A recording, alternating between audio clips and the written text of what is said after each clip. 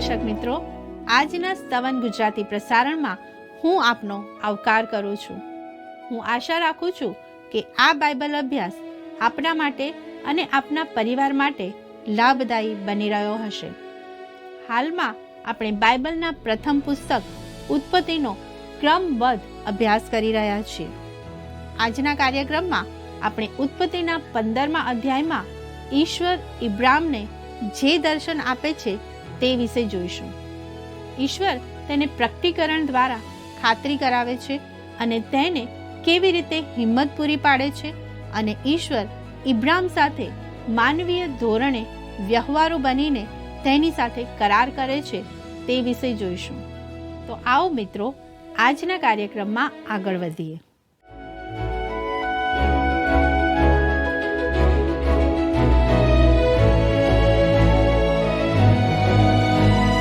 સલામ મિત્રો, આજના અભ્યાસમાં આપણે જોઈશું કે ઈશ્વર પોતાનું પ્રકટીકરણ ઢાલ અને ઇનામ તરીકે આપે છે અને ઇબ્રાહિમ સાથે કરાર કરે છે. જો તમારી પાસે પવિત્ર પુસ્તક બાઇબલ છે તો ઉત્પત્તિનો 15મો અધ્યાય ખુલ્લો રાખશો. આવો ઉત્પત્તિ 15 અને 1 વાંચીએ.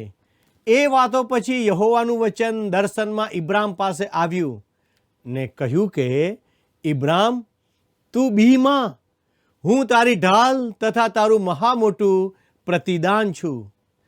પ્રિય દર્શક મિત્રો, ઈશ્વરે ઇબ્રાહિમને આ 4થી વાર દર્શન આપ્યું હતું. ઈશ્વર તેને આગળ વધારી રહ્યા હતા.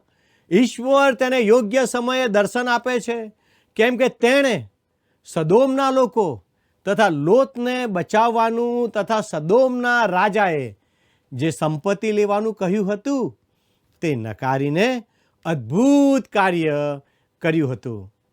ઈશ્વર કહે છે, ઇબ્રામ, તું બીસ નહીં, હું તારી ઢાલ છું. પ્રિય મિત્ર, આ તો બહુ અદ્ભુત બાબત છે. અહીં નોંધ્યું નથી, પણ હું સૂચવવા માગું છું કે યુદ્ધ દરમિયાન ઇબ્રાહિમ ખરેખર જોખમમાં આવી ગયો હશે અને તે તેમાંથી બચી શકશે કે નહીં તેવું લાગતું હશે. અહીં ઈશ્વર તેને યાદ કરાવે છે, ઇબ્રામ, તું બીસ નહીં, હું તારી ઢાલ છું, તારો મહા મોટો બદલો છું.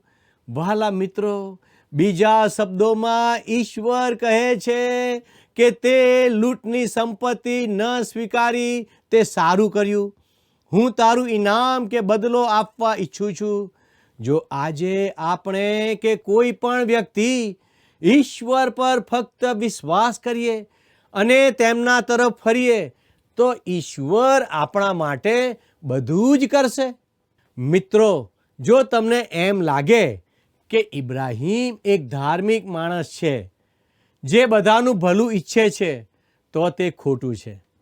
તે તો ખૂબ જ વ્યવહારિક છે અને હવે તે ઈશ્વર સમક્ષ પોતાની અંગત જરૂરિયાત સ્પષ્ટ રજૂ કરે છે. ઈશ્વર ઈચ્છે છે કે તમે પણ આવા સ્પષ્ટ બનો. ઇબ્રાહિમની રજૂઆત અજબ હતી. ઉત્પત્તિ 15, 2 અને 3 શું કહે છે તે જોઈએ. અને ઇબ્રામ બોલ્યો, હે પ્રભુ યહોવા, તું મને શું આપીશ? કેમ કે હું નિસંતાન ચાલ્યો જાઉં છું ને આ દમસ્કનો એલિએઝેર મારા ઘરનો માલિક થનાર છે. અને ઇબ્રામ બોલ્યો, જો તે મને કંઈ સંતાન નથી આપ્યું, માટે જુઓ, મારા ઘરમાં જન્મેલો એક જણ મારો વારસ છે. વહાલા દર્શક મિત્રો, ઇબ્રાહિમ ઈશ્વરને કહે છે કે મારે ખૂબ ધન સંપત્તિ જોઈતી નથી, મારે તેની જરૂર નથી. મારા હૃદયની જે ચિંતા છે તે એ કે હું બાળક વગરનો છું અને મારે એક પુત્રની જરૂર છે. તમે મને પ્રજાઓના પિતા બનવાનું વચન આપ્યું છે અને કહ્યું છે કે મારા સંતાન દરિયા કિનારાની રેતીની માફક અગણિત થશે, પણ મને તો એકેય સંતાન નથી. તે સમયના નિયમ મુજબ, હમ્મુરાબી કાયદા મુજબ, જો ઇબ્રામને સંતાન ના થાય તો તેનો કારભારી એટલે તેનો મુખ્ય ચાકર એલિએઝેર વખત જતાં ઇબ્રાહિમનો વારસદાર બને. મિત્રો, ઉત્પત્તિ 15:4 જણાવે છે, અને જુઓ, યહોવાનું વચન તેની પાસે આવ્યું ને કહ્યું કે એ તારો વારસ નહીં થશે, પણ તારા પોતાના પેટનો જે થશે તે જ તારો વારસ થશે.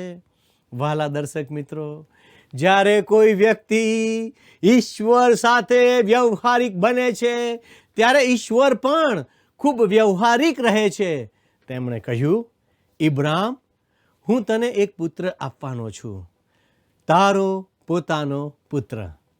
હવે ઈશ્વર ઇબ્રાહિમનો હાથ પકડીને રાતના અંધકારમાં તેને આકાશના તારા બતાવે છે. હવે ઉત્પત્તિ 15:5 વાંચીએ, અને તેણે તેને બહાર લઈ જઈને કહ્યું કે હવે તું આકાશની ગમ જો, ને તું તારાઓ ગણી શકે તો ગણ. અને તેણે તેને કહ્યું કે તેટલા તારા સંતાન થશે. ભલા દર્શક મિત્રો, પ્રથમ ઈશ્વરે ઇબ્રાહિમને કહ્યું હતું કે તારા સંતાન દરિયા કિનારાની રેતી જેટલા થશે. અને હવે ઈશ્વર જણાવે છે કે તારા સંતાન આકાશના તારા જેટલા થશે. ઇબ્રાહિમ જે આકાશમાં જોતો હશે ત્યાં તેને અસંખ્ય તારા દેખાતા હશે. તેમજ ઇબ્રાહિમ તેના સંતાન ગણી શકશે નહીં.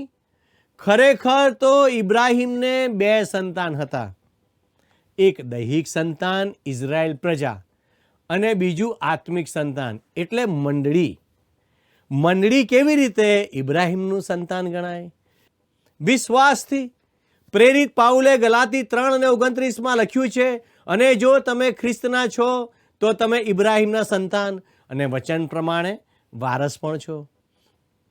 ઇબ્રાહિમના આ 2 સંતાનો ઈશ્વરના વચનમાં સમાવાયા છે. આ ખૂબ જ અજાયબ સત્ય છે.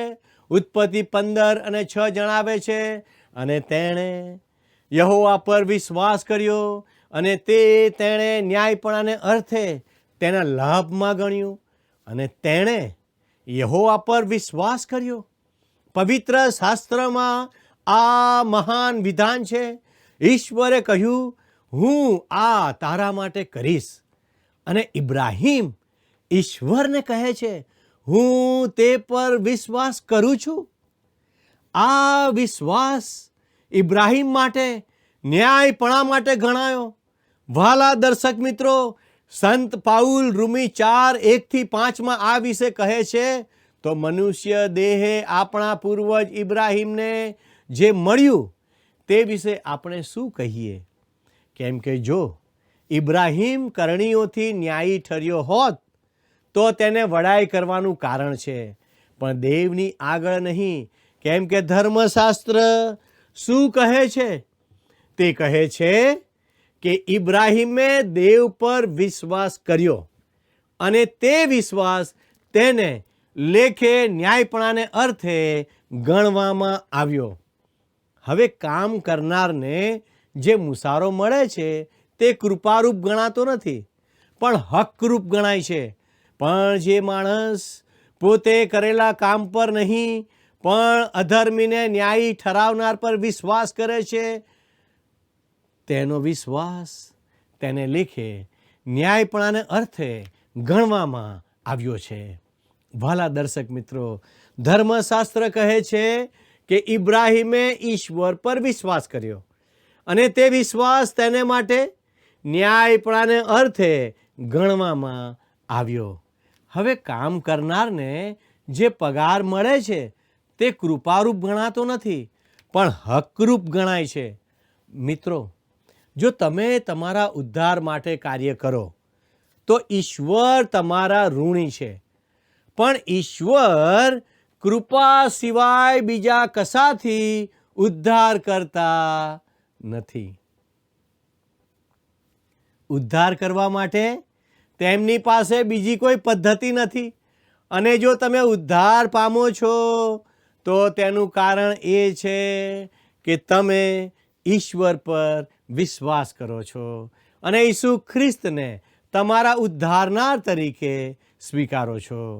પણ જે માણસ પોતે કરેલા કામ પર નહીં, પણ અધર્મીને ન્યાયી ઠરાવનાર પર વિશ્વાસ કરે છે. તેનો વિશ્વાસ ન્યાયપણા માટે ગણવામાં આવે છે. વહાલા દર્શક મિત્રો, ઇબ્રાહીમે ઈશ્વર પર ફક્ત વિશ્વાસ કર્યો. ઈશ્વરે જે કહ્યું તેનો તેણે ફક્ત સ્વીકાર કર્યો. આ જ રીતે આપણે ઉદ્ધાર પામી શકીએ છીએ. ઈશ્વરે તમારા માટે કંઈક કર્યું છે તે માની લેવું. ઈસુ ખ્રિસ્ત તમારા માટે મૃત્યુ પામ્યા અને ફરીથી સજીવન થયા તે વિશ્વાસથી સ્વીકારી લેવું. ફક્ત ઈસુ ખ્રિસ્તને સ્વીકારી લેવાથી ઈશ્વર તમને ન્યાયી ઠરાવશે. પ્રિય મિત્રો, ગલાતી 3:6-9 આપણને આ જ મહાન સત્ય મળે છે. તે જણાવે છે, એ પ્રમાણે ઇબ્રાહીમે દેવ પર વિશ્વાસ કર્યો અને એ વિશ્વાસ તેને લેખે ન્યાયપણા તરીકે ગણાયો. માટે તમારે એમ જાણવું કે જેઓ વિશ્વાસ કરનારા છે તેઓ ઇબ્રાહીમના દીકરા છે. વળી દેવ વિશ્વાસથી વિદેશીઓને ન્યાયી ઠરાવશે. એ અગાઉથી જાણીને પવિત્ર શાસ્ત્રે ઇબ્રાહીમને અગાઉથી સુવાર્તા પ્રગટ કરી કે તારી મારફતે સર્વ પ્રજાઓ આશીર્વાદ પામશે. એ માટે જેઓ વિશ્વાસ કરનારા છે તેઓ વિશ્વાસુ ઇબ્રાહીમની સાથે આશીર્વાદ પામે છે. દેવ પરના વિશ્વાસે ઇબ્રાહીમને ઈશ્વર પ્રત્યે વિશ્વાસુ બનાવ્યો હતો, પણ તે વિશ્વાસુ બનવા દ્વારા ઉદ્ધાર પામ્યો ન હતો. તે ઈશ્વર પર વિશ્વાસ કરવાથી ઉદ્ધાર પામ્યો હતો. આ બાબત આપણ સૌ માટે મહત્વની છે. ઉત્પત્તિ 15:7-8 કલમ આપણે વાંચીએ અને તેણે તેને કહ્યું કે આ દેશ વતન તરીકે તને આપવા સારું કાસ્દીઓના ઉરમાંથી તને કાઢી લાવનાર હું યહોવા છું. અને તેણે કહ્યું, હે પ્રભુ યહોવા, હું એનો વારસો પામીશ એ હું સાથી જાણું. વહાલા દર્શક મિત્રો, અહીં ફરીથી ઇબ્રાહીમ વ્યવહારિક બને છે. તે હકીકત સાથે વ્યવહાર કરવાનું માને છે. આપણે પણ તેમ કરવું જોઈએ. આજે આપણા જીવનમાં સત્યતાની જરૂર છે. જો આપણા જીવનોમાં સત્યતા નથી તો તે વ્યર્થ છે. ઇબ્રાહીમ તો ખૂબ જ વ્યવહારિક હતો.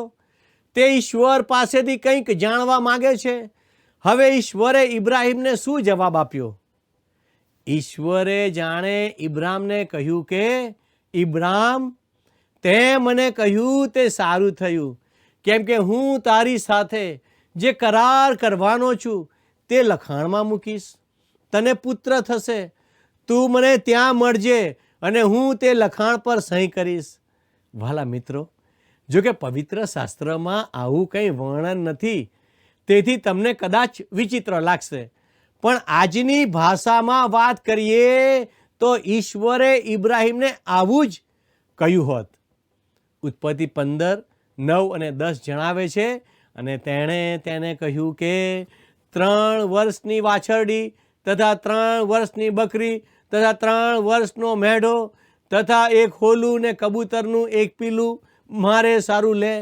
અને તેણે એ સર્વ લીધા ને તેઓને વચમાંથી ચીરીને કકડા સામ સામા મૂક્યા, પણ તેણે પક્ષીઓને ચીર્યા નહીં. વહાલા દર્શક મિત્રો, ઈશ્વરે ઇબ્રાહીમને અર્પણ તૈયાર કરવા કહ્યું. તે દિવસોમાં જ્યારે માણસો કરાર કરતા હતા ત્યારે આ મુજબ કરતા હતા. ધારો કે એક જણ બીજા પાસેથી ઘેટું ખરીદવા મંજૂર થાય તો તેઓ આ રીતે અર્પણ તૈયાર કરતા હતા. પ્રથમ ભાગનો પક્ષકાર બીજા ભાગના પક્ષકાર સાથે હાથ મિલાવતા અને પોતાનો કરાર જણાવતા, અને પછી તેઓ અર્પણોની વચ્ચેથી ચાલતા. તે આમ ઈશ્વર તે સમયની પદ્ધતિ અનુસાર ઇબ્રાહીમની સાથે કરાર કરે છે. વહાલા દર્શક મિત્રો, યર્મિયા 34 અને 18 તે દેશમાંની તે સમયની આવી પદ્ધતિનો ઉલ્લેખ મળી આવે છે. તે દિવસોમાં એ રીત હતી કે અર્પણ લઈને તેને ચીરીને 2 ભાગ કરાતા અને પછી લોકો વચ્ચે કરાર કરાતો. ઇબ્રાહીમે ઈશ્વરની સૂચના પ્રમાણે બધી જ તૈયારી કરી. હવે ઉત્પત્તિ 15 અને 11 વાંચીએ. અને જ્યારે શિકારી પક્ષી તે મુર્દા ઉપર પડ્યા ત્યારે ઇબ્રામે તેઓને ઉડાડી મૂક્યા. વાલાઓ, આ ખૂબ જ માનવીય દ્રશ્ય છે. ઇબ્રાહીમે બધી તૈયારી કરી દીધી અને જ્યારે તે ઈશ્વરની રાહ જોતો હતો ત્યારે ઉપર ઉડતા પક્ષીઓ નીચે આવી ગયા. તેઓ અર્પણના પશુ પંખીનું માંસ ખાવા આવ્યા, પણ ઇબ્રાહીમે તેઓને ઉડાડી દીધા, નહીં તો તેઓ અર્પણ ખાઈ જાત.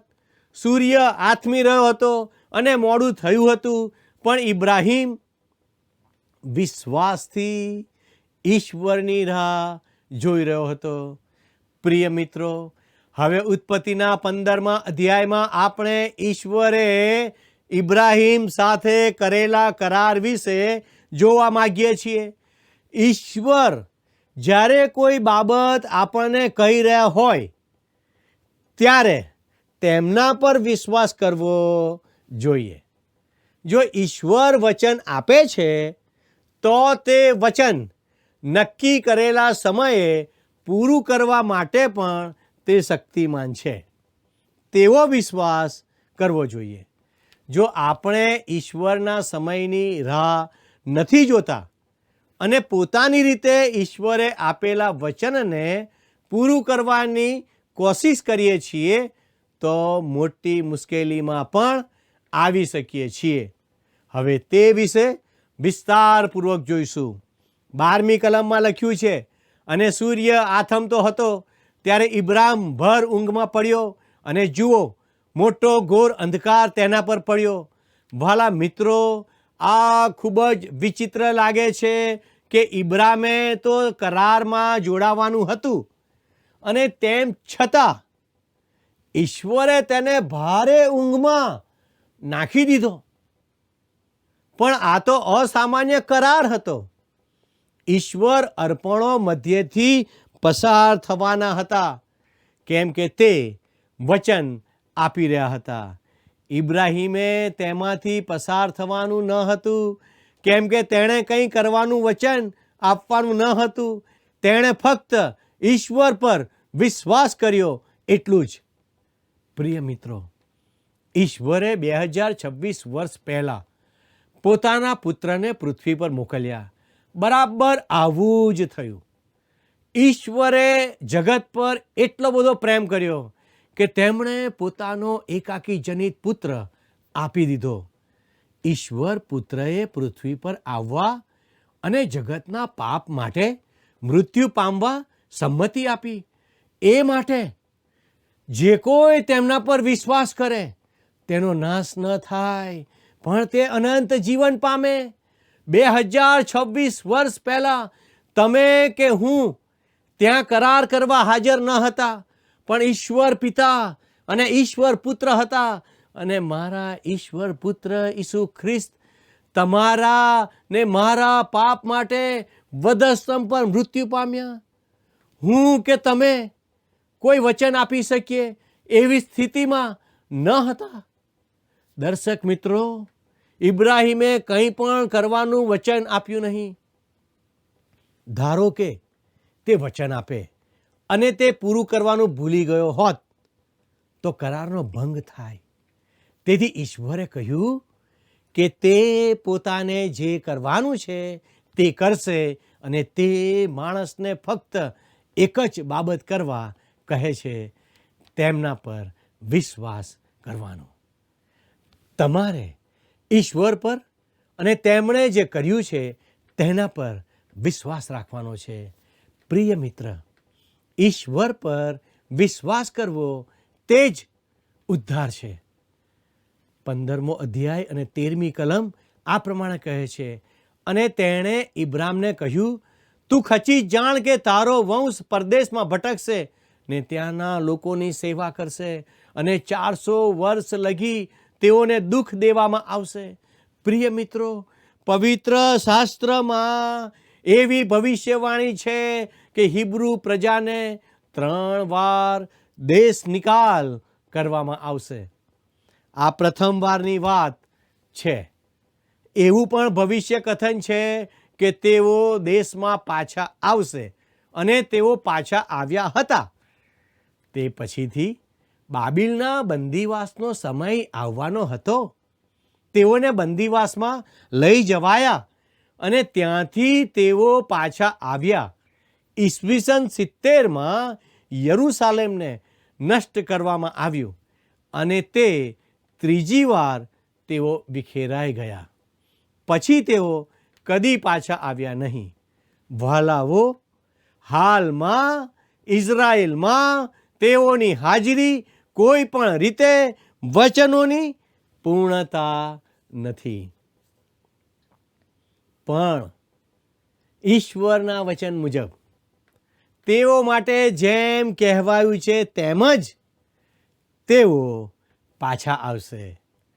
મિત્રો, 14, 15 અને 16 કલમ આ પ્રમાણે કહે છે, અને જે લોકોની સેવા તેઓ કરશે તેઓનો ન્યાય પણ હું કરીશ, અને ત્યાર પછી તેઓ ઘણી સંપત્તિ લઈને નીકળશે.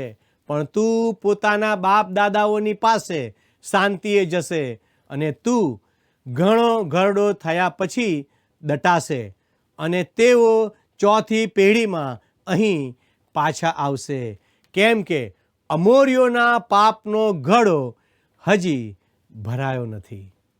પ્રિય મિત્રો, શાસ્ત્રના વચન મુજબ તેઓ મિસરમાંથી પુષ્કળ સંપત્તિ લઈને નીકળ્યા, પણ ઇબ્રાહિમ તે જોવા નહીં જીવે.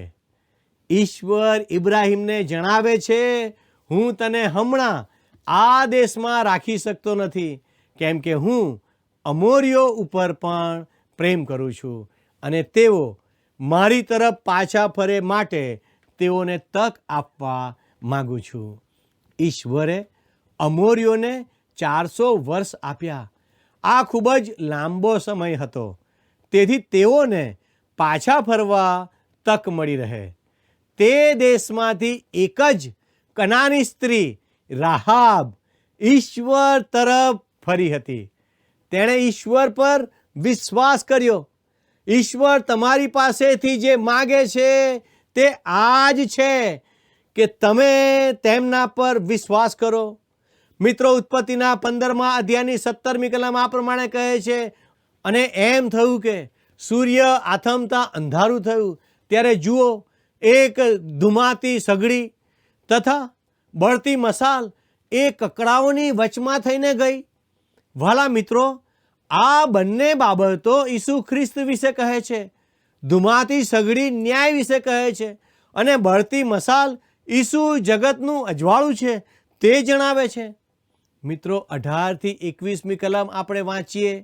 તે જ દહાડે યહોવાએ ઇબ્રાહિમ સાથે કરાર કર્યો કે મિસરની નદીથી તે ફ્રાત નામની મહાનદી લગી આ દેશ મેં તારા વંશજોને આપ્યો છે, એટલે કેનીઓનો તથા કનીઝીઓનો તથા કાદમોનીઓનો તથા હિત્તીઓનો તથા પરિઝીઓનો તથા રફાઈઓનો તથા અમોરીઓનો તથા કનાનીઓનો તથા ગિર્ગાસીઓનો તથા યબૂસીઓનો દેશ આપ્યો છે. પ્રિય દર્શક મિત્રો, ઈશ્વર ઇબ્રાહિમને જે દેશ આપવા માગે છે તેની હદ બતાવે છે. ઇબ્રાહિમે ઈશ્વરને શું આપ્યું? કશું જ નહીં. તેણે ફક્ત ઈશ્વર પર વિશ્વાસ કર્યો. ઈશ્વર તમને પણ બચાવશે અને તમારો ઉદ્ધાર કરશે. તમારે ફક્ત તેમની કૃપાથી અને તેમણે તમારા માટે જે કર્યું છે તે પર વિશ્વાસ કરવાનો છે. શું તમે એમ કરશો? ભાલા દર્શક મિત્રો, જો આજે તમે આવો કોઈ નિર્ણય કર્યો છે તો મારી આપને નમ્ર વિનંતી છે, અમારા પ્રતિનિધિ સાથે જરૂરથી ફોન દ્વારા વાત કરજો.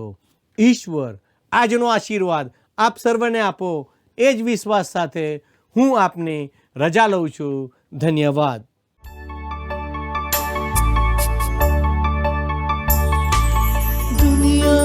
तू रचना,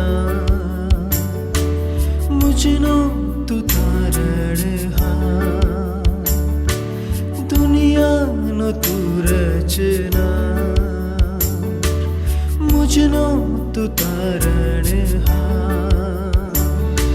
शरणे तारा आबू हूँ, करजे मारो स्वीकार, करजे मारो स्वीकार. दुनियानो तू रचना, मुझनो तू तारणहार, दुनियानो तू रचना, मुझनो तू तारणहार. शरणे तारा आવું હું, કરજે મારો સ્વીકાર, કરજે મારો સ્વીકાર. દુનિયાનો તું રચના.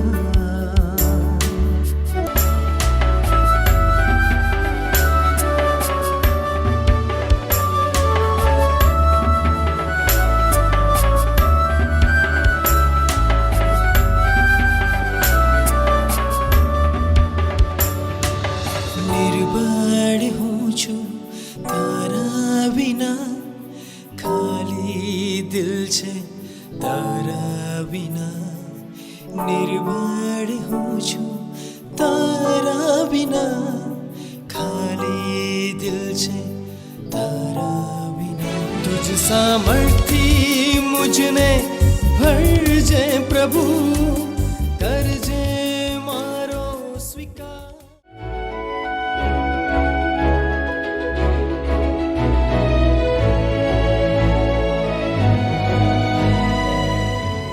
વાલા દર્શક મિત્રો, ઈશ્વર માનવીની સાથે તેની ભાષામાં તેને સમજ પડે તેવી રીતે વ્યવહાર કરે છે.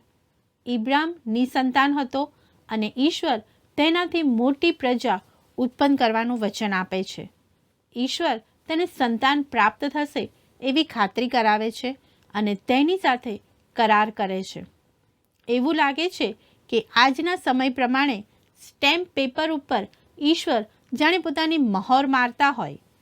હા મિત્રો, ઈશ્વર એ જ પ્રમાણે તમારી અને મારી સાથે પણ વ્યવહાર કરે છે. શું તમે તેનો અનુભવ કર્યો છે? મિત્રો, આજનો પ્રશ્ન છે, અલીએઝર ક્યાંનો વતની હતો? એ ઉર, બી દમસ્ક, સી બેથેલ, ડી આઈ. મિત્રો, ગત પ્રશ્નનો જવાબ છે બી બેરા. વાલા મિત્રો, આજના કાર્યક્રમ સંબંધી આપના પ્રતિભાવો અને આજના પ્રશ્નોનો જવાબ અમને ઝડપથી મોકલી આપશો. અમારો સંપર્ક નંબર છે 94 29 37 56 10. ધન્યવાદ. શું તમને આ કાર્યક્રમ ગમ્યો? અત્યારે જ અમને મિસ કોલ કરો.